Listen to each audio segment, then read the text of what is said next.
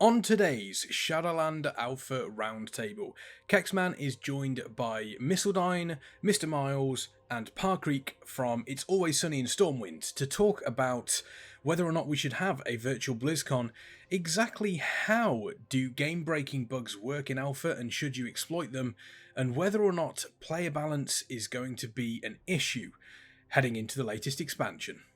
Hello everybody and welcome to the Shadowlands Alpha Roundtable here on Warcraft Radio. My name is Kexman and I am joined by the It's Always Sunny in Stormwind guys. Say hello, folks. Hey, what's going Hello, on, folks. I knew you were both going to do that.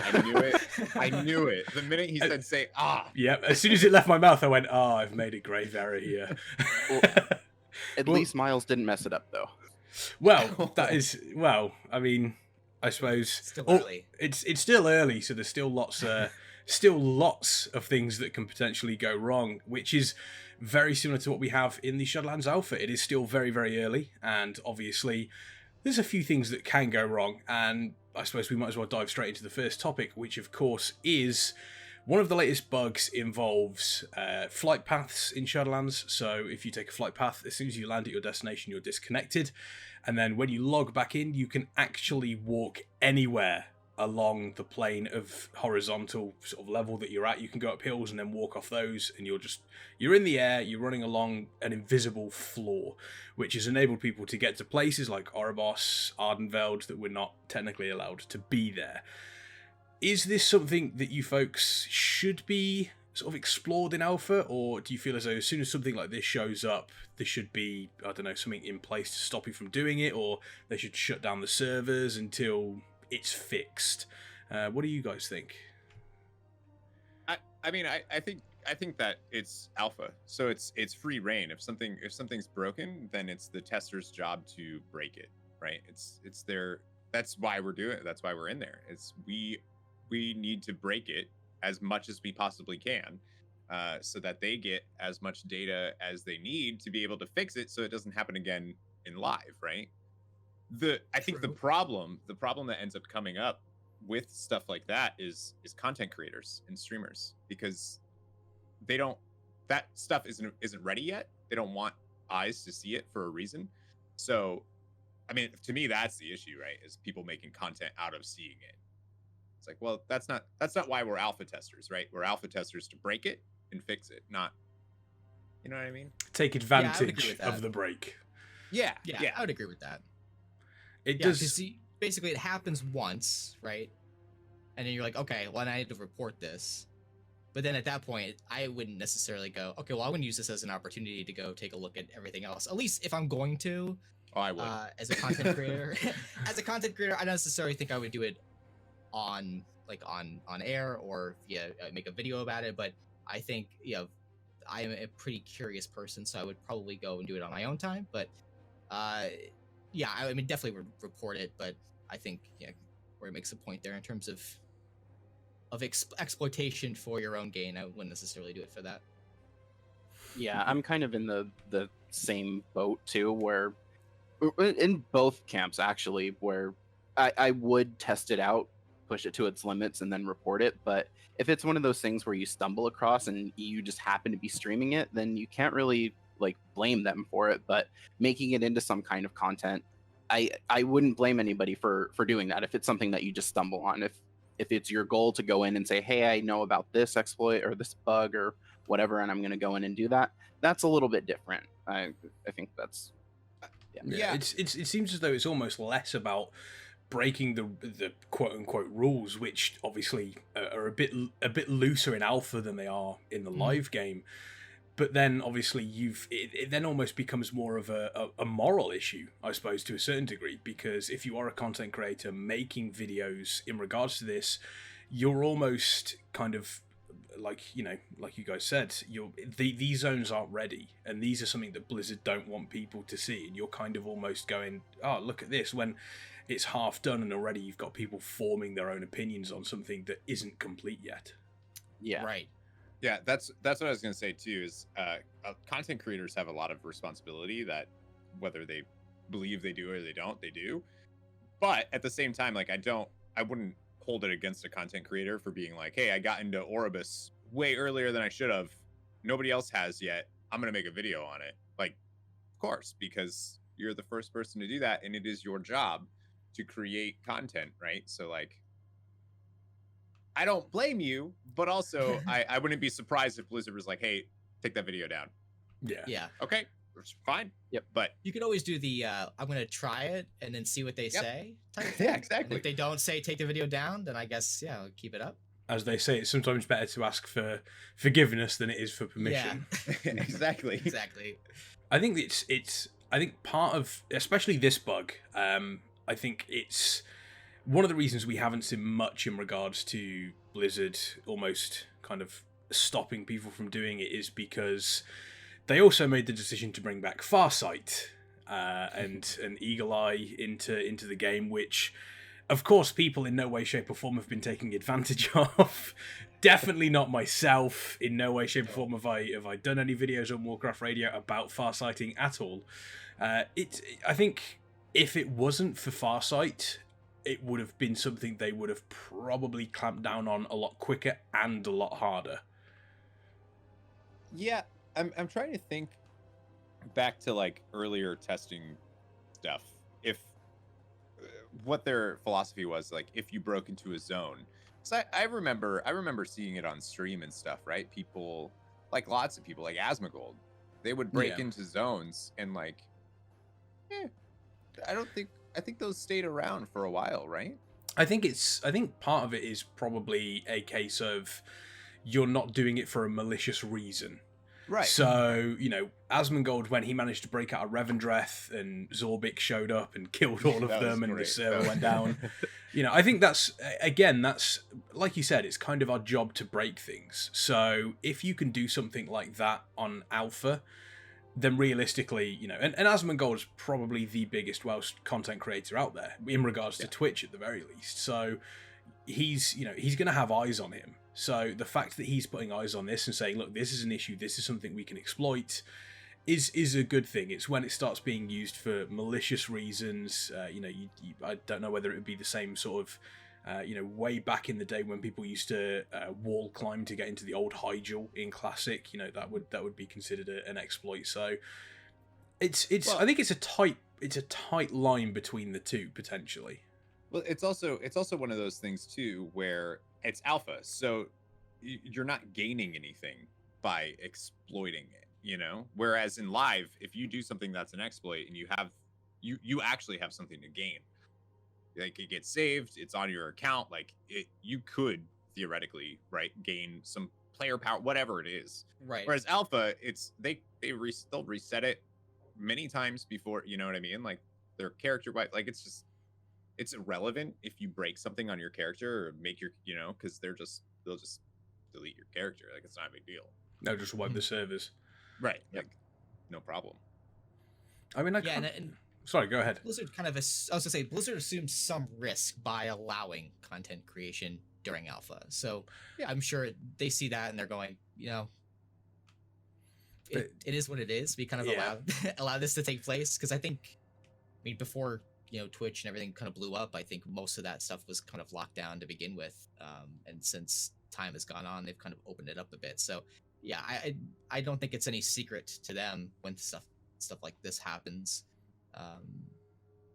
So yeah, It's also just free marketing for them, right? Like they kind of exactly.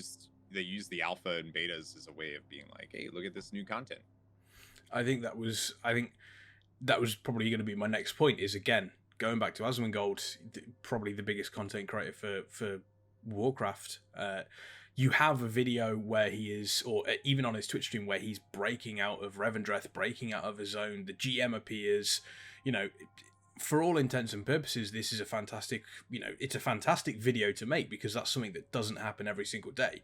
Mm-hmm. And yes, it might potentially be something of a bug in the alpha, but you can guarantee the people that are watching that video, regardless if there's a bug there, they have eyes on the Shadowlands Alpha, they have eyes on World of Warcraft. So it does make sense for them to not necessarily allow it, but kind of be a little bit more relaxed with the rules in regards to, oh, you've broken something, here's a 24-hour ban, or something along those lines. It kind of gives them a little bit more leeway in that sort of sense.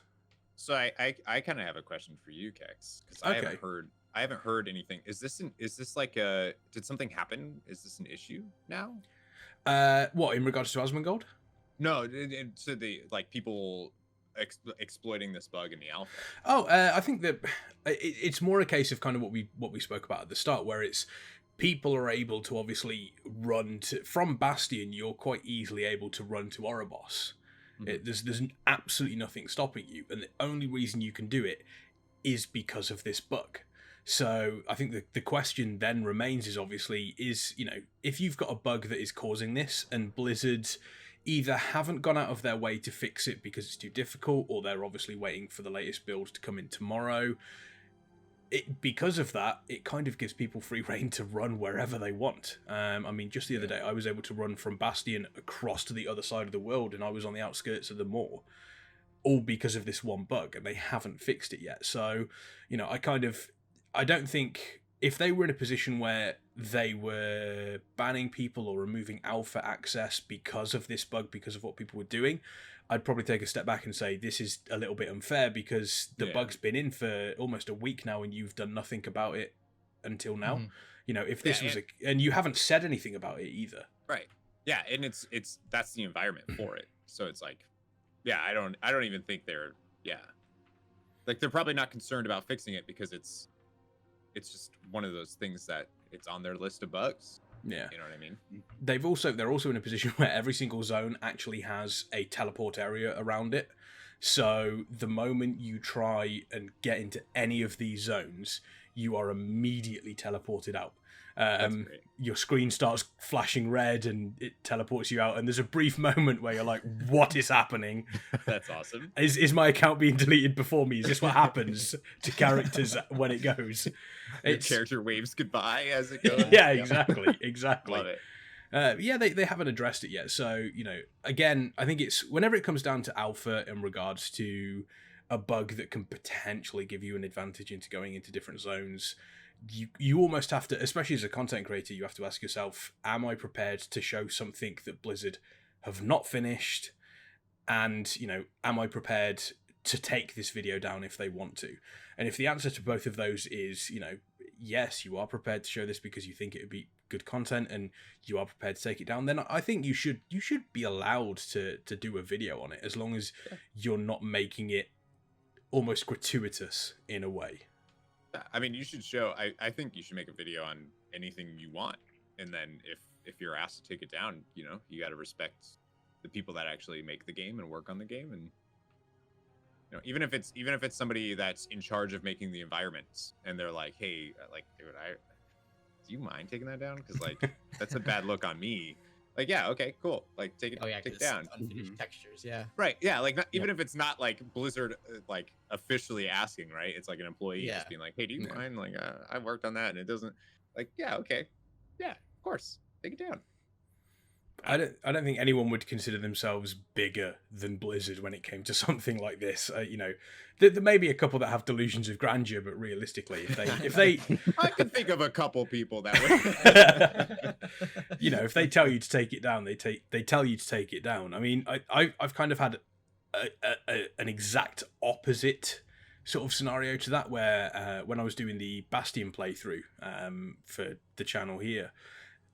We actually had, I think it was, we had a tweet when one of the episodes, I think it was episode 3 went up, and it was one of the lead designers of Bastion who designed the quests and all that and everything like that. And I think they tweeted out at us saying that they were really enjoying the coverage. They really enjoyed how, our commentary through the zone. And it was kind of that moment where it was like, that's a developer of the game that is enjoying someone else playing the game. And it was nice to see. It was nice to see. They do that too with I don't know, I'm sure you know this because you guys have done reaction videos here on Warcraft Radio. But they do, when right after a cinematic comes out, apparently they do like they invite everybody into the people that work on the cinematics, they invite them into like a theater thing that they have on campus, and the people watch the reactions to the cinematics. That's pretty cool. I think that's crazy. So cool. That's actually that's really cool. And again, I think it just kind of goes to show that the community is. People often, especially with some of the stuff that's happened in the past 12 months even, people tend to almost give Blizzard a bit of a side eye nowadays, especially with the deal with Activision and all that sort of thing. Mm-hmm. And I think a lot of people forget that it's still the same company. There might be a few different people there, but it's still the same company and the same, they still enjoy it. I would hope so. Yeah, the same as all of us. That's the thing I always talk about too, is like the people that make the game because they want to make games. The people that run Activision Blizzard make games because they want to make money. Like that's the difference, because it's a business. Like they don't exist to make games, they exist to make money by selling you games. Like that is, so I think people just need to like look at the people that are actually making the content. They love it, right? They love WoW, they love everything about it. You got to separate the two, I think. Yeah, I think it's fair. Kind of going off on that, a slight tangent here. It's something we spoke about on You Think You Do But You Don't last Friday, was and I'd love to get your guys' thoughts on this, the eventuality of what BlizzCon is going to be. Now, this year, obviously, there's a lot of real-world things out there, and, it can't be understated that this is something that, realistically, as nice as it is and as fun as it is, isn't something that should be considered above all of that. It falls way down the list when you think of family, work, friends, everything like that. Now, we obviously spoke about a digital BlizzCon, where instead of having obviously loads of different demos, you could potentially do something where certain demos are released for a certain period of time, or you have a lot more panels with content creators talking about or even the idea of just completely delaying BlizzCon until next year. I think we'll go around the group. I want to know what your feelings are in regards to a potentially digital BlizzCon, or a BlizzCon at all in this sort of time. Yeah, so I think we actually kind of touched on it too on our last episode of Sunny. But I'm all for a digital BlizzCon, especially now. I think I was telling Corey a couple days ago, like if we were on the same timeline, I'd have my ticket by now and I'd be making hotel reservations. I'd have everything planned out, and I don't think that they're necessarily going to announce that there isn't going to be a physical BlizzCon just yet. I think they're kind of waiting to see what the waters are going to be like that, because there are going to be people that are just beyond pissed, but that's going to be what it is. But I think we'll see, relatively soon what's going to happen and what the idea is. But I definitely think that a digital BlizzCon would be a welcome, for me at least. Yeah, I would agree. Yeah, I mean, if it wasn't for the oh my god, I'm blanking on the name of it, just the digital ticket, the virtual ticket that they've been doing, I would say potentially that there wouldn't be a BlizzCon this year, potentially. But because of the success of the virtual ticket, I would be more inclined to believe that we would have a completely digital BlizzCon coming up this year. I kind of feel like, why not both? But like a toned down version of BlizzCon. Like I wouldn't mind seeing, because they do summits all the time, right? Where they invite a bunch of like well-known players or content creators or whatever, and they show them something that they've been working on and kind of get their feedback, whatever. I think it'd be kind of neat if we got like a virtual experience, but also that there was like a group of invited people that would be able to experience this stuff at Blizzard HQ, whatever. This way they can implement all the things that they need to, the social distancing, the temperature checks, all that. Like, I feel like if the Disney parks are open by November, then I don't see why they wouldn't be able to invite, a group of, it could be a big group too. I mean, we're talking like 1,000 content creators or whatever is actually a much smaller group, right? Than Are there even 1,000 content creators out there? Yeah. maybe not ones that would be invited to Blizzard HQ, but you get the idea. I think Corey's just trying to make sure we're all covered. Yeah, everyone's Yeah, nobody's I'm trying to left get out. the table in there. Yeah. Blizzard, like, I you want think to take my idea, you have to invite me. I think the one thing we spoke about, we kind of jokingly did a sort of perfect content creator BlizzCon, and I think we had something along the line. We had like some of the main raiders from like Method and Limit and Big Dumb Guild and everything doing the raiding, sort of like doing a raiding panel, and I think we ended up with Asmongold being like the host of the Q&A.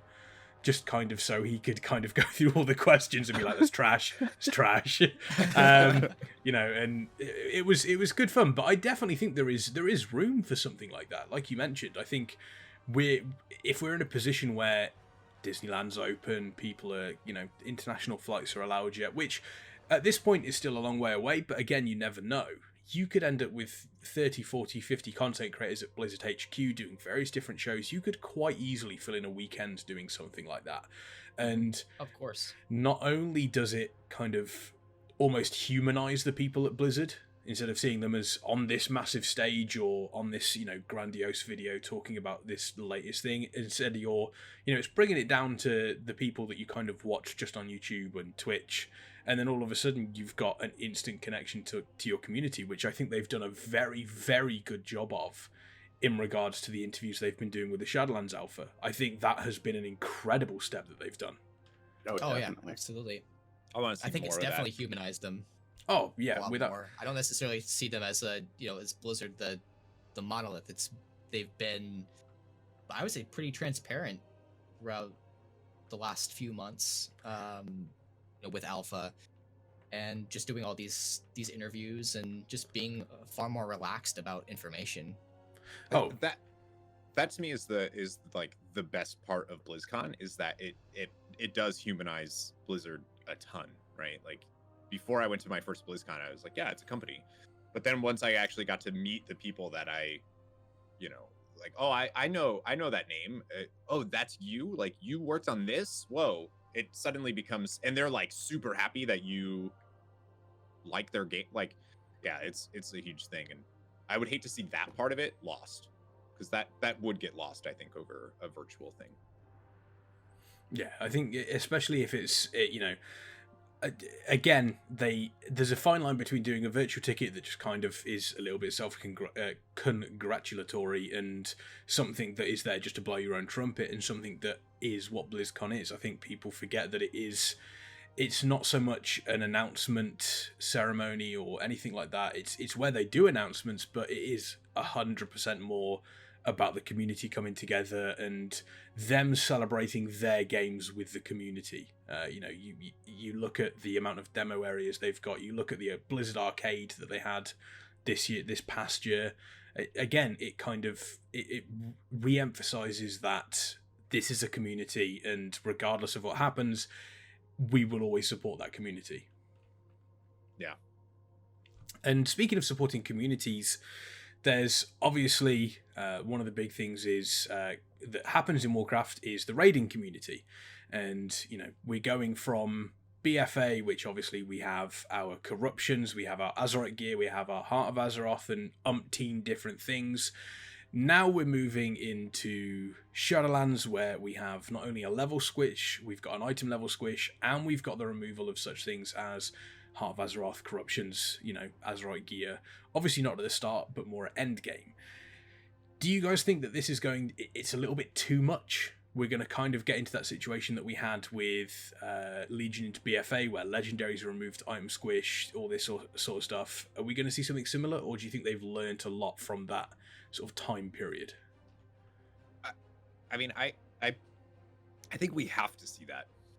That's kind of the thing, is if they don't kind of reset our power when they have the opportunity to do so, like, it's gonna get crazy. Like, we've seen it before, right? It gets crazy. People are doing millions of damage. Like, it just gets absurd. So I get it. There's also just too many things. They want to keep it to each expansion. I don't know. I kind of view each expansion as its own game. You know what I mean? And I feel like Blizzard's been doing the same thing. But yeah, I think we're gonna get weaker. We're gonna hit level 51, and suddenly we're gonna be weaker than we were at level 50. But then we'll hit 60, and we'll see the same thing that happened in BFA, and suddenly we're super powerful again because now we have the covenants and the soul binds and the gear and everything else. Yeah, so I don't know. I'm fine with it. It's just this time we're not absolutely caked in corruption. Yeah, I mean, I'm doing more damage as a tank than some DPS in a raid, you know, because of certain corruptions. So it's like that's gotta go away. I just think like before pre-patch, like how like with corruption gradually raising every week, corruption resistance, like going into pre-patch, how much resistance you're going to have and how many corruption pieces you're going to have, like player power is going to be ridiculous. So I think at that point you can't take that going into a brand new like plane of existence.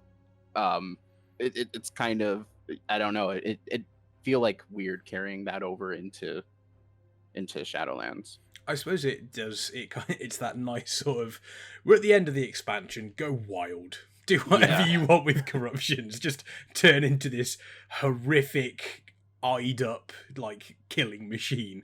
And you know, and I think as long as people realise that there's going to be a drop off going into Shadowlands, you know, the level squishes enough to do that. So I think people are ready for it, to be honest. I think they felt as though with Legion, with Legendaries, BFA, with Azerite gear, I think it's time for them to get back to just gear. Yeah, we've got our soul binds and we've got covenant abilities, but realistically, going back to just gear is going to be a godsend for a lot of people. Now, I still wonder if we're going to get something at like 9.2 and 9.3 that's something similar to what they've kind of been doing, just a new take or a new revision of it, so that we're right back to where to where we are now, basically. For me, it's like I didn't like Legion artifacts. Like I did at first, I thought they were really cool, but the only thing I didn't really care for was that I was kind of stuck to, so as a Windwalker monk, I was stuck to the fist weapon, so I could get the different skins and unlock them and all of that. But what if I wanted to have, you know, swords and whatnot and all of that? I like the idea of actually getting weapon drops, so, and you know, specific gear drops. And when you have an artifact that just kind of doesn't allow any drops like that throughout the course of the expansion, for me, it just kind of, I don't know. I mean, there's no Mog for neck pieces or anything, so it doesn't matter, but still, I like the idea of getting different transmog pieces and being able to show that off. And so, I don't know where that was going at all.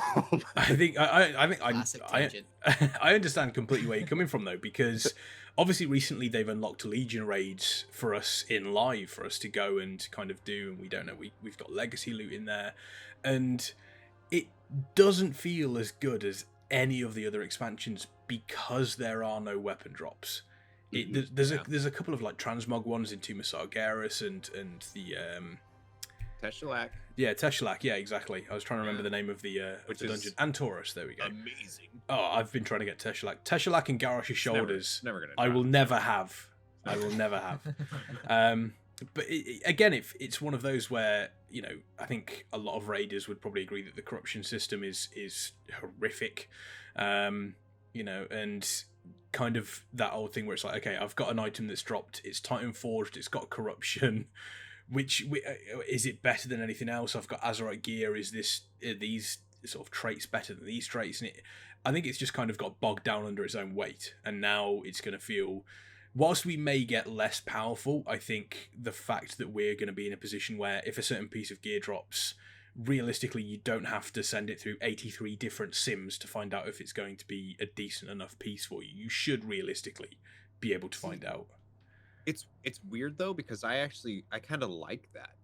Like I've always been like, I didn't mind Titan forging at all, because I got it so rarely anyways that I was like, when it did happen to me, I was like, nice, like sweet. I'm excited that I got this from whatever I was just doing, sweet. But like, I get why high end people are like, wait, why does somebody that does LFR, why do they have a Titan forged piece that's mythic gear? Like, I'm confused.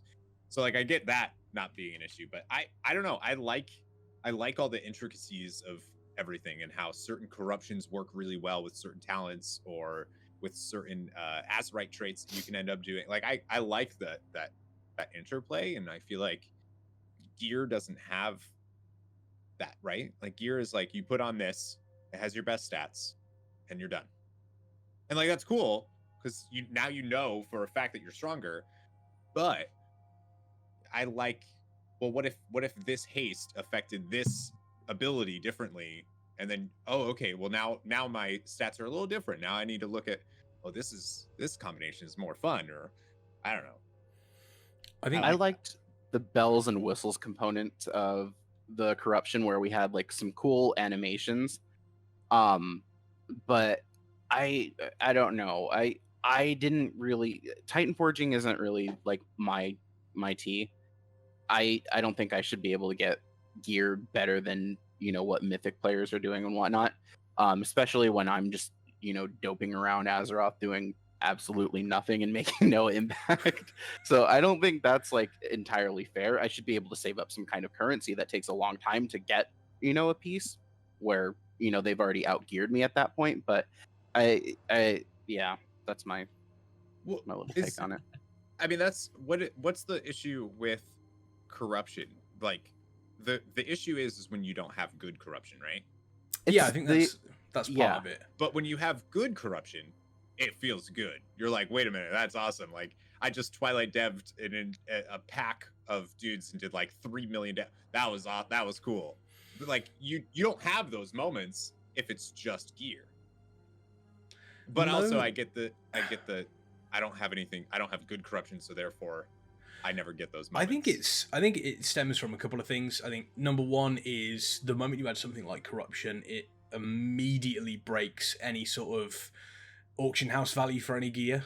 You know, you get a BOE drop in a raid, then you know it's going to be worth, I don't know, 45,000 gold.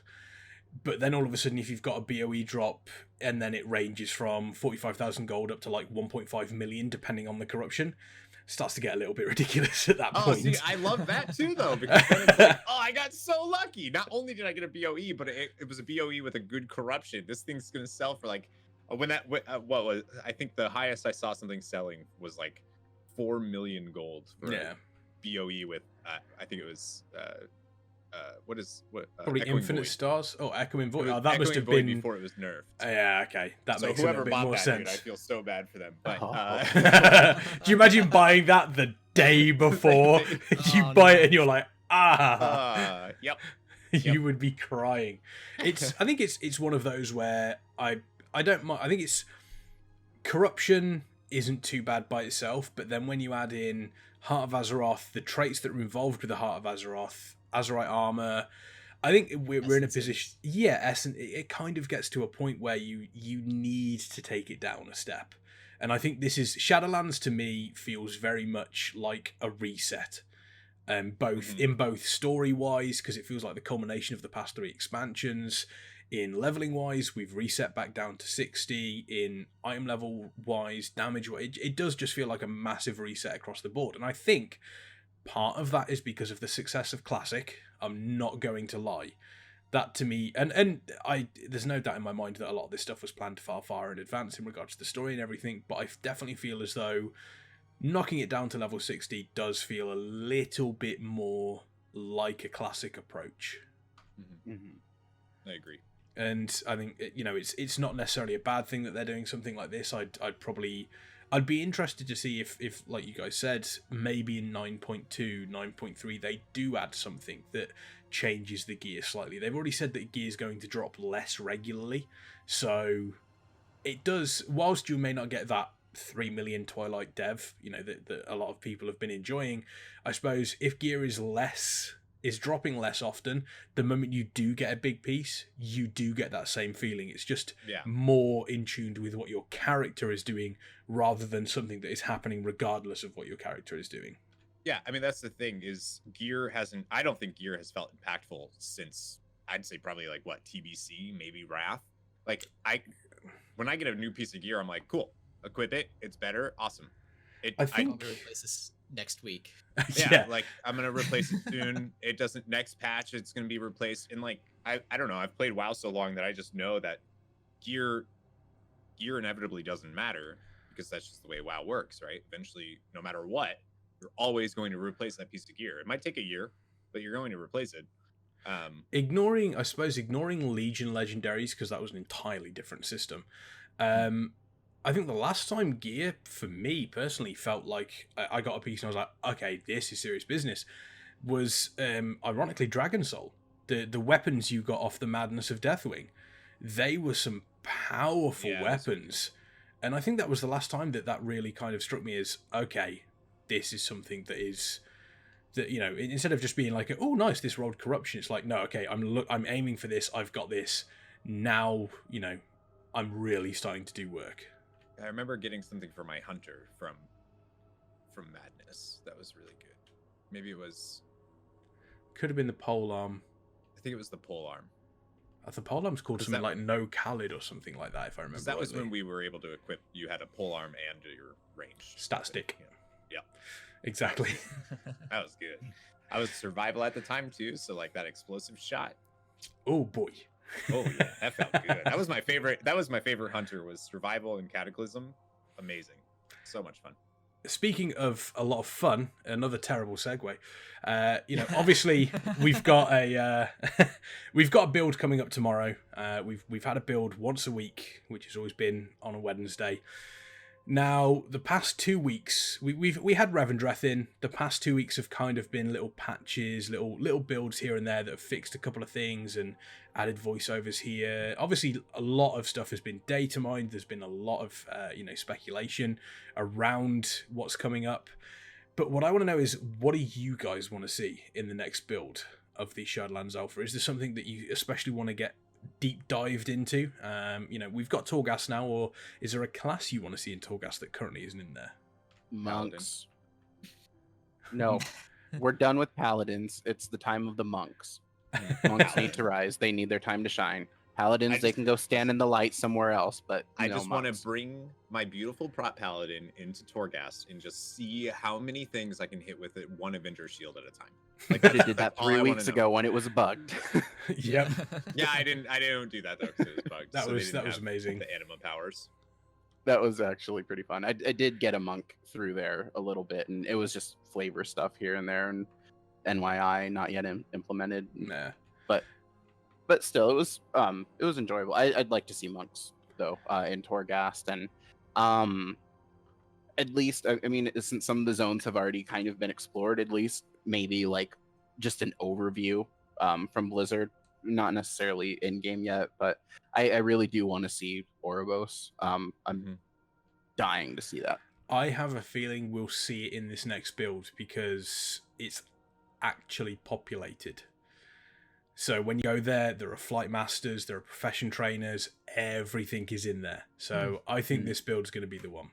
Yeah, I'm hoping we get... I actually really want to see Maldraxxus too. Oh yeah. Maldraxxus is one of the zones that I'm most curious about because I feel like it can either look like part of the Eastern Plaguelands and that's it, or it can like really mix things up and be absolutely crazy. Right, in some zones and stuff. So yeah, because I think of what they've shown us is basically like the Plaguelands, but it could be so much more. Right, than that. I have no idea. Like we don't know.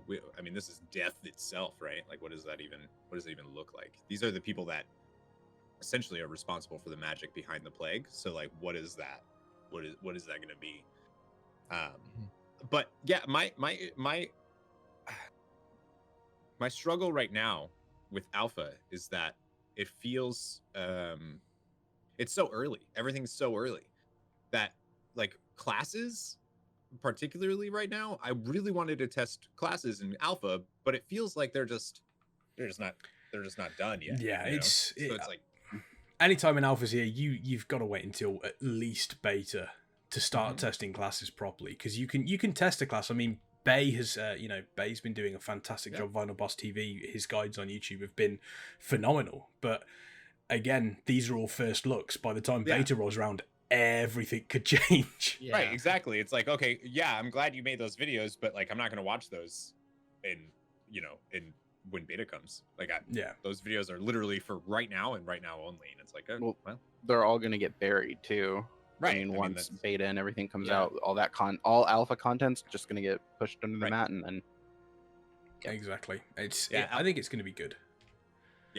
I mean, it's good. It's good that people are testing the classes right now for sure. But it's how do you say like, oh, this feels undertuned? It's like, yeah, probably is. Like, oh, this is weird. My ability is not working. Yeah, it's probably not. Like okay, well. Like the horrific Halls of Atonement bug for Fury Warriors, where if you zone into the area, you can't use Rampage, which is like the quintessential Fury ability. So you're there just going, I'm useless at this point. I can Whirlwind, and that's about it. We did Halls of Atonement. Nobody could use in Necrotic Wake. Actually, nobody could use their Covenant abilities that they ended up getting. And it was like, well, I would love to test that in this instance, but I can't. So I don't know how I don't know how I play in here. Like, I have no idea yet. You know. So yeah, I'm hoping for like, I don't know, something like closer to a beta phase. You know. Like start getting into those alpha, the final stages of alpha. That's my hope. Yeah, I mean, I'm looking forward to Ardenweald. That was the zone that I was the most interested in. And up until the last build, I was looking to see how the druids would be in Torghast. So the Resto druid's been pretty fun in Torghast. I'm gonna be honest, just because of all the damage you can get just from your entangling roots. It's so much fun. Just stacks on stacks. Nothing but roots. Just nothing but roots. Yeah. He was out damaging me as a Havoc Demon Hunter. Good roots. God. With roots. Good Lord. Just throw up roots and then drop roots, run away, giggling. That's exactly. great. I think exactly. So that's been a lot of fun. I'd love to see Oribos. I'm still waiting for a proper Torghast run. Because at the moment, obviously, normal heroic is obviously just there for testing. It's there for alpha. It's not going to be in the live game. So they've spoken about reducing the amount of anima powers you get, so it doesn't get as ridiculous as entangling roots the tower to death. I think I would love to see them take away normal heroic, give us an endless Torghast run, so we can see how it feels at that point. Because I think we've got to a point now where the majority of classes have been through it. We kind of understand exactly how it works. So the real sort of data comes from being able to do a full Torghast run as it is intended. I think the moment you start taking data from, say, people who are going into heroic, which is overtuned to hell because you're 25 floors up with no anima power and you haven't scaled with it. So the data there's always going to be a little bit skewed.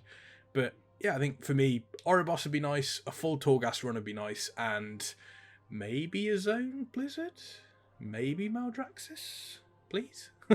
give us something new. I think the Torghast thing is a really good point though, because I've kind of stopped testing Torghast at the moment because not that I'm not enjoying it, but it